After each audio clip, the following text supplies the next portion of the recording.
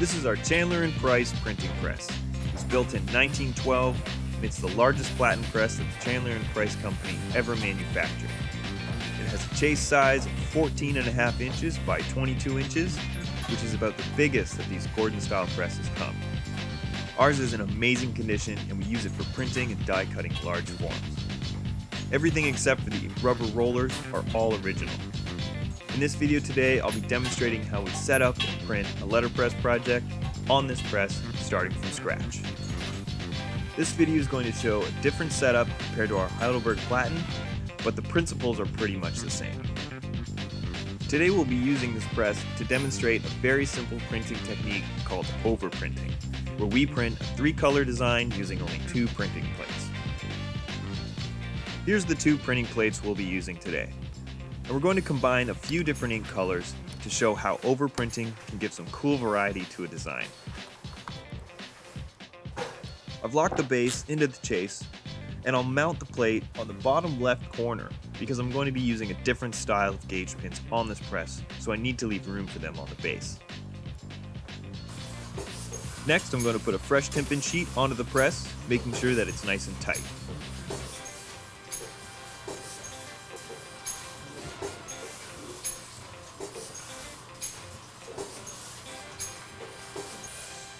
I'll reset our counter back to 0. And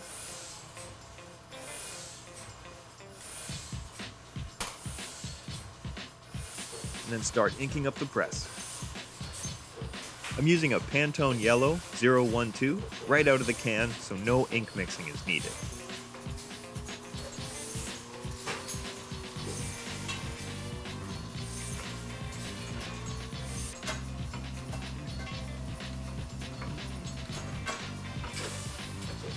I'll lock the chase in place using the chase latch, and I'm going to take a first impression onto a spot sheet. This sheet is going to help me decide where to place my gauge pins, and I'll also use it to build up any make-ready I might need to even out the impression of the print.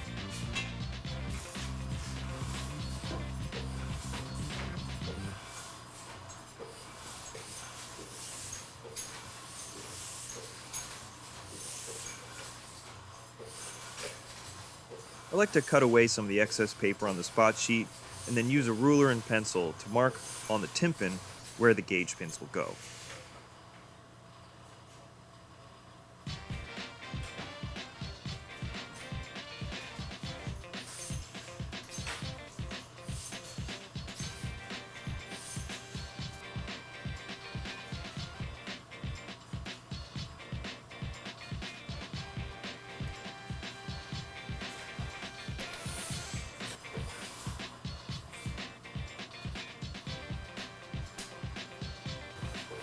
This spot sheet gets slipped underneath the Timpin sheet.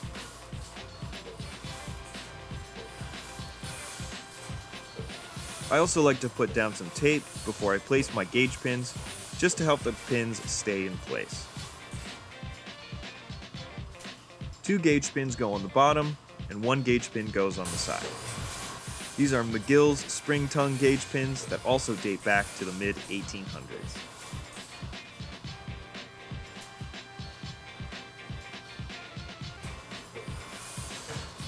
Next, I'll feed a sheet through and take some measurements so I know what size to cut my paper down to.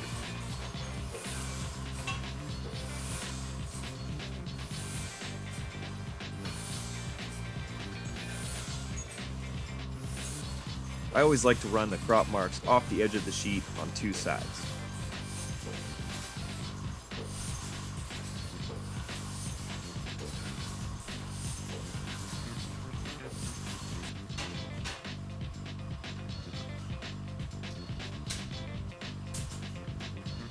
With the sheets trimmed down, I'll run 1 sheet through and see how straight the print is.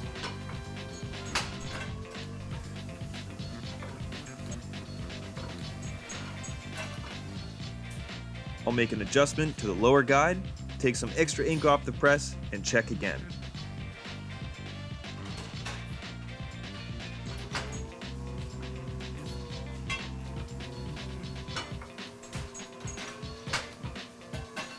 When everything is straight, we're ready to go. I'm hand feeding these sheets one at a time, which takes some practice. These presses were designed to close slowly and open quickly, but after 10 years of this kind of work, you get used to it.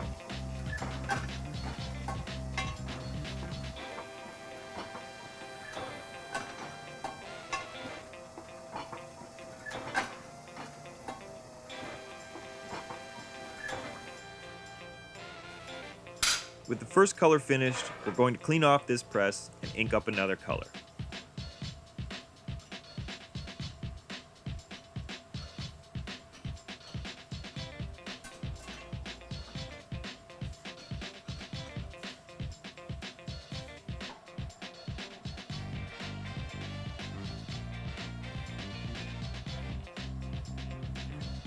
The second color is a Pantone 806 Fluorescent Pink, which comes pre-mixed from the Pantone Neon collection.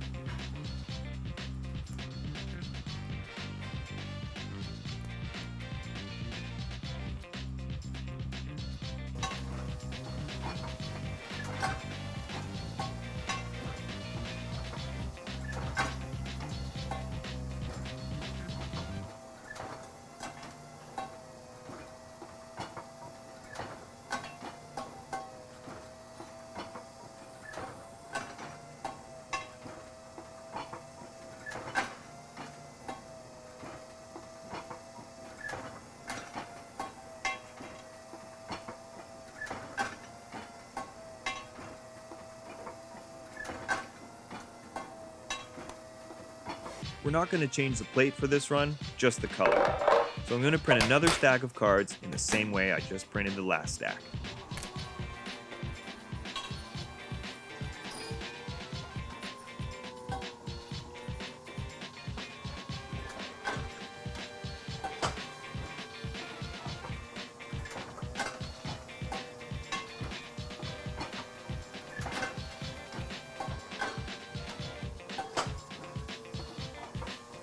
I feed the sheets in by centering them on the two lower gauge pins and then delicately slide the sheet to meet the left gauge pin.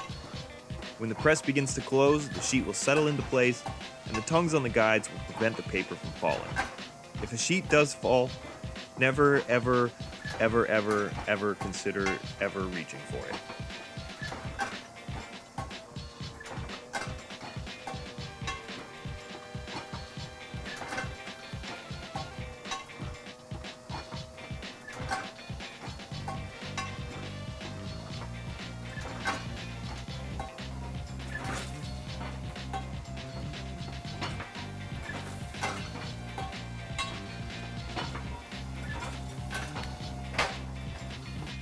So we've used one plate and printed two different colors, so I'll now mount the second printing plate and we'll see how the fluorescent color, pink, looks over the yellow.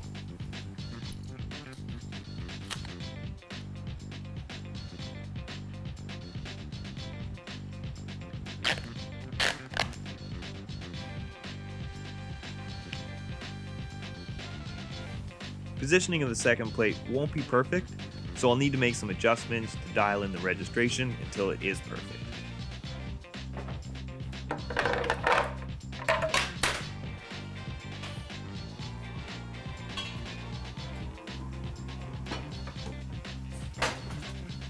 You can clearly see how the combination of yellow and fluorescent pink have come together to make a vibrant orange.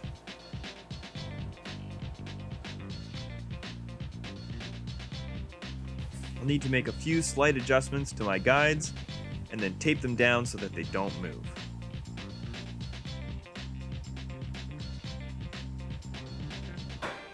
In the past, printers would melt wax onto the gauge pins to hold them in place because tape hadn't been invented yet.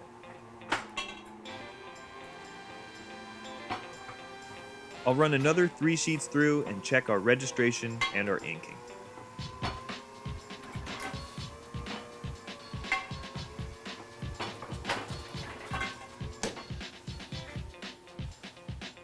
Bang on. The registration marks are now perfect, and the artwork itself shows dead registration.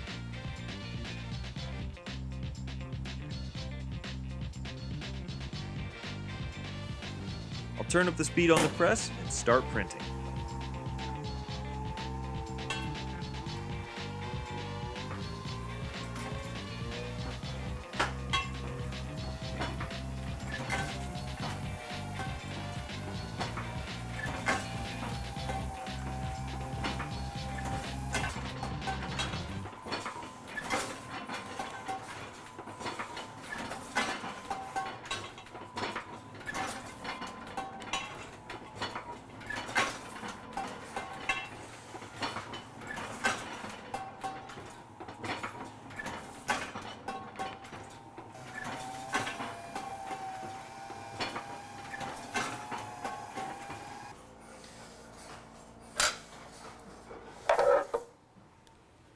Okay, now to wash up the press and switch to our last color.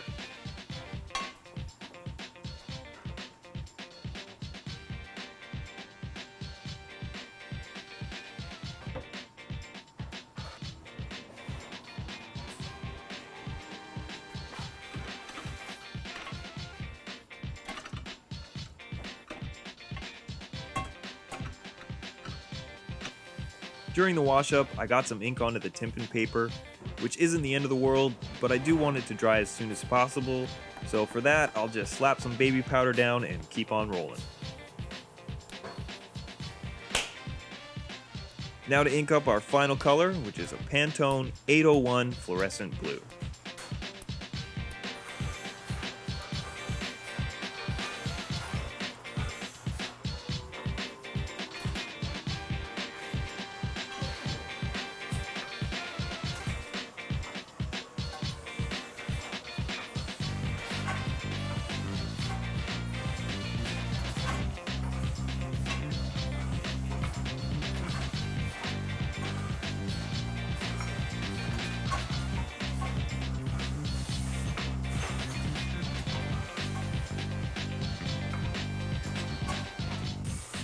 I'll put the chase back into the press with the second plate mounted and jump right into feeding through our yellow prints.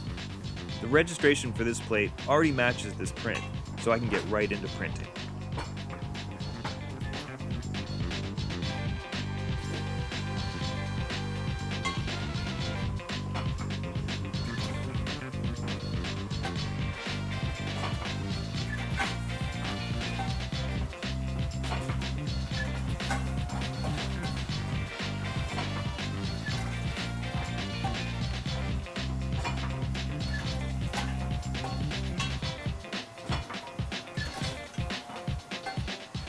Once these are finished, I can start overprinting the blue onto the pink, and we can see the result of how our overprinting turned out.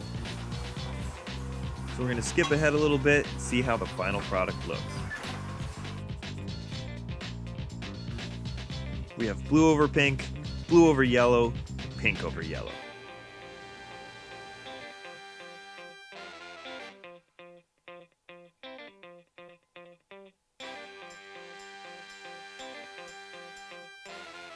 Pink and yellow give us a beautiful tangerine orange.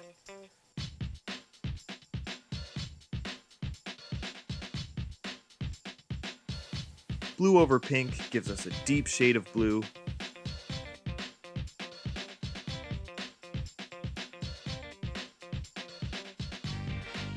And blue over yellow has given us a nice forest green.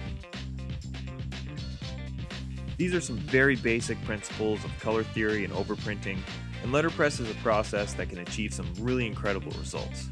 Thanks for watching. Please leave a comment in the section below if you have any questions, and make sure to subscribe if you'd like to see more behind the scenes techniques from our press room floor.